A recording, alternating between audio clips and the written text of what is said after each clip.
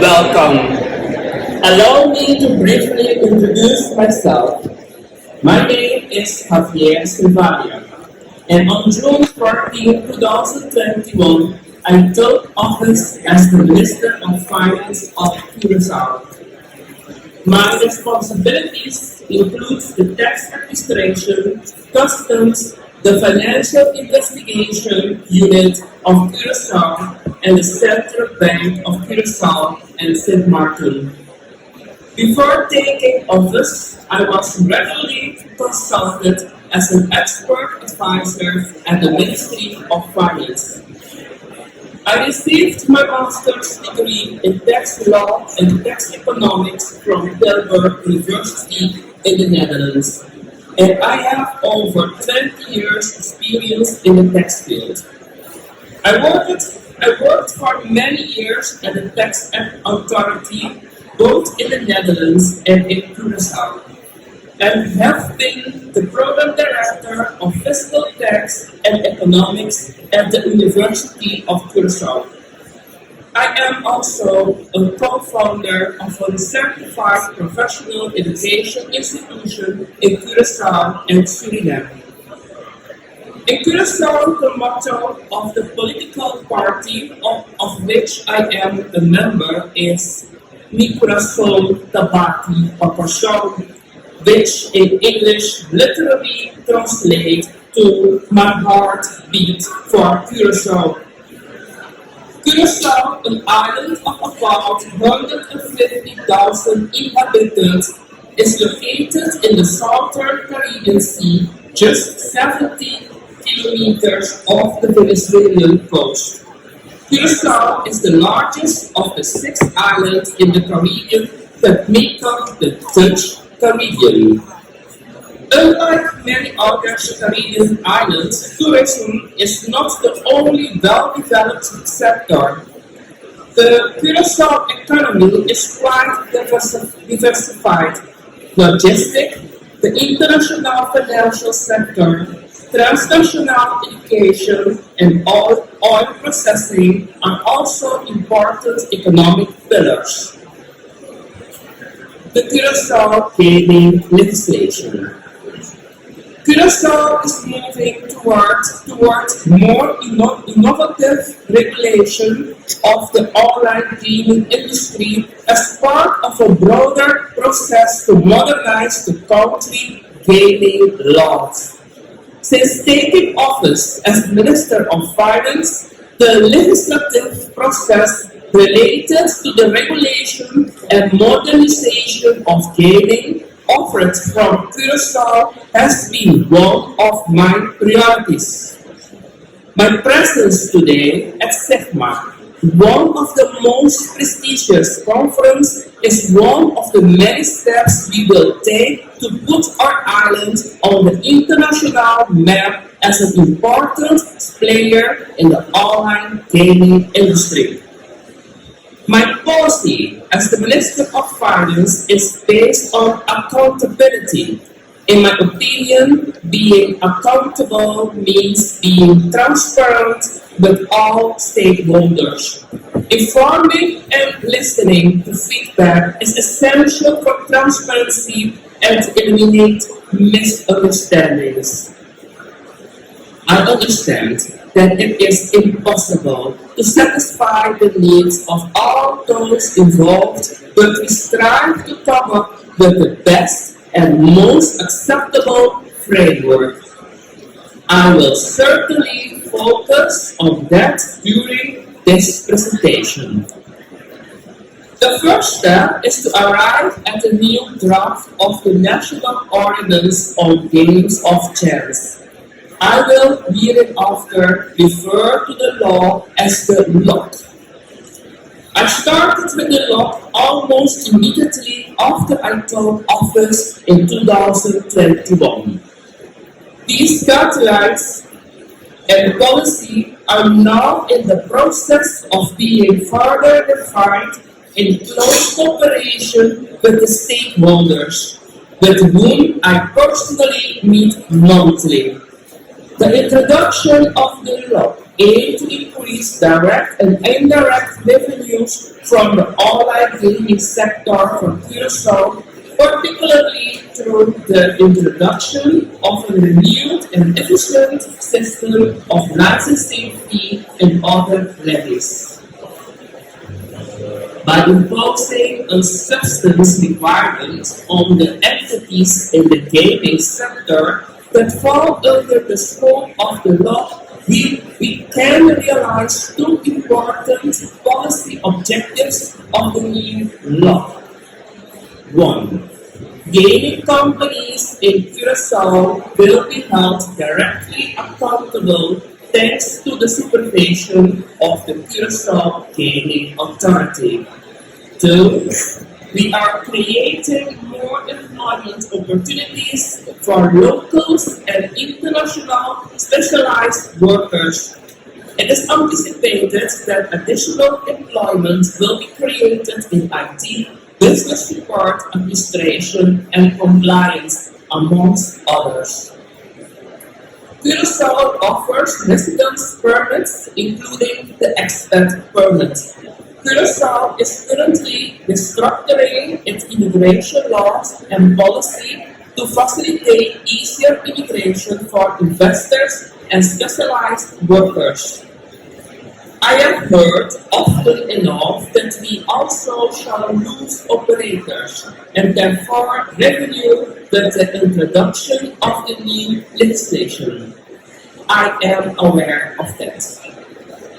My position on this matter is that we will continue to work with all those bona fide organizations that want to establish themselves on our island.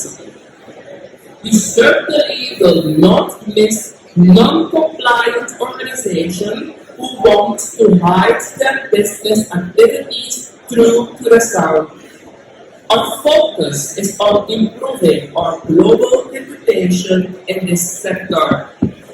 The government will have more control and will work closely with the gaming authority that will be responsible for licensing, control, and supervision. In conclusion, we are working hard to achieve a modernized gaming sector with emphasis on online gaming in Curaçao. My presence here today is a demonstration that the government of Curaçao has now taken control of the sector. This is one of the many steps we are taking in the upcoming months to put Curaçao, put our island on the international map as an important player in the online gaming industry. Let us briefly get into the upcoming changes to our legislation. As you all know, we are working on a new law for online gaming in Curaçao, the legal framework. Let's look at the legal framework. A new modernized gambling legislation with a new regulator. With the law, the government of Curaçao is currently realizing a complete reform and modernization of its online gambling legislation through the law. The law is still in draft form and its final contents when it enters into force may differ from the current draft. The law will be a framework for the regulation of all games of chance, with general provisions that apply to all kinds of gaming activities that are offered in or from Curaçao. The law regulates, amongst other, gambling activities, issuance, suspension, and the withdrawal of licenses. Responsible game gambling, the establishment of a new gaming authority, and supervision and enforcement. Given the current focus on online gaming, a national decree containing general measures has now also been drawn up to further regulate the online gaming sector. 2. Curaçao Gaming Authority. As mentioned earlier, the law will introduce the Curaçao Gaming Authority as a regulator for the whole Curaçao gambling industry. The Curaçao Gaming Authority will be tasked with licensing, enforcement, and the supervision regarding all games of chance. 3. Operators and suppliers license. Based on the law, it will not only be possible for the gaming authority to grant license to business-to-consumer operators, but also to business-to-business suppliers that provide critical service or goods related to game of chance, such as game providers, platform providers, and payment services providers. The business-to-business license will be optional. 4. Licenses. Transitional license procedure for existing operators. A significant number of operators are currently operating under one of the licenses granted to 4 of the main license holders based on the current online gaming legislation. It is one of the government's priorities to safeguard the current businesses carried out by existing operators that can and are willing to comply with the new online gaming legislation. The government would like to see their continued operation from Curaçao in the future. For this reason, the current draft of the law contains a transition period for operators that currently offer online gambling services under an existing Curaçao license. The transition terms are as follows, commencing at the time the law entered into force. 1. The master's license holder will, in principle, be able to continue its operation under the current license for the duration of another 18 months to facilitate the transition of current operators to operate under their own license. 2. To continue its activities as an operator under such master's license, the operator is required to apply for its own operator license under the law within 3 months after the law entered into force. 3. The operator may then continue its operation under the existing license as long as the existing master license remains valid, its relationship with the license holder remains intact, and the license on the basis of the law has not yet been granted or denied. 4. Once the gaming authority decides on the license application of the operator can either continue its activities under its own issued license or has to cease its activities immediately if the gaming authority denies its license. The procedure for license application of transitioning and new operators.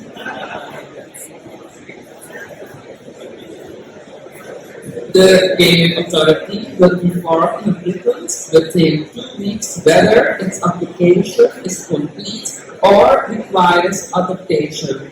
The gaming authority must, in principle, take a decision within 6 weeks after receipt of the application to either 1. Grant a normal license, A normal license is granted if the operator meets all the requirements and is valid for the duration of 5 years. 2. Grant a professional license for the duration of 6 months with a possible extension of 6 months. Or a professional license is granted if the applicant failed to comply with minor or easily meetable requirements. A professional license may be granted to prevent an operator already operating based on a Curaçao license from having to cease operation when the transition period of 18 months passed, pending the application process for a new license. 3. Deny the license application. If the applicant disagrees with the decision of their gaming authority, for example, if the license application has been rejected, the applicant can lodge an objection with the gaming authority or appeal to the court. The same applies if the gaming authority fails to take a timely decision on the application.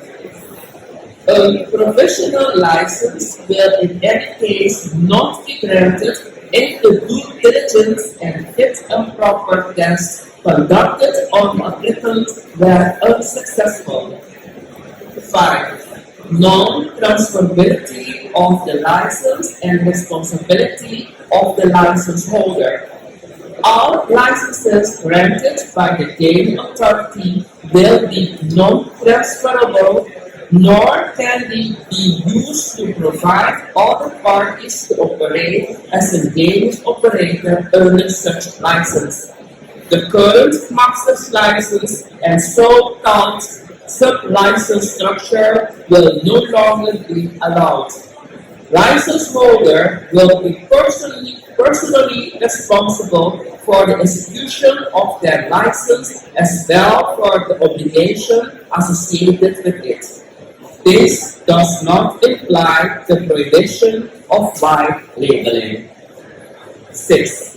Actual presence in Curaçao. Online gaming and suppliers licenses will only be granted to legal persons that are legally established in Curaçao and provide their services from Curaçao by having an actual local presence. Upon obtaining a license, the operator or supplier must provide permanent and full-time work to at least one local key person. Within 5 years after the law has entered into force, the licensed operator or supplier must provide permanent and full-time work to at least 3 local key persons. Examples of key persons are directors, manager, operations officer, and compliance officer. The license holder must also acquire or lease part of an immovable property located in Curaçao that is an appropriate business space and which is provided with usual facility for the sole purpose of carrying out the business activities under the gambling license. It is the intention to introduce these measures during a transitional period of 5 years, including a temporary exemption from the above requirement for startups. In Curaçao, legal entities are incorporated through a notarial deed issued by a civil notary. Non-residents can establish a legal entity by proxy. The incorporation can take place within a couple of days. The costs associated with the incorporation are generally around $2,000. 7. Fees. The fees have not yet been finalized, but for me, the most important thing is that the fees are competitive and affordable for the operators and suppliers who are willing to operate under the law. The fees will be adjusted in case an operator or supplier meets the requirement of a startup, which will be included in the law. Operators and suppliers which already comply with local presence requirements during the 5 years transition period will be eligible for a deduction of the license fee until the end of the 5-year transition period. 8. Payments. Local payment institution.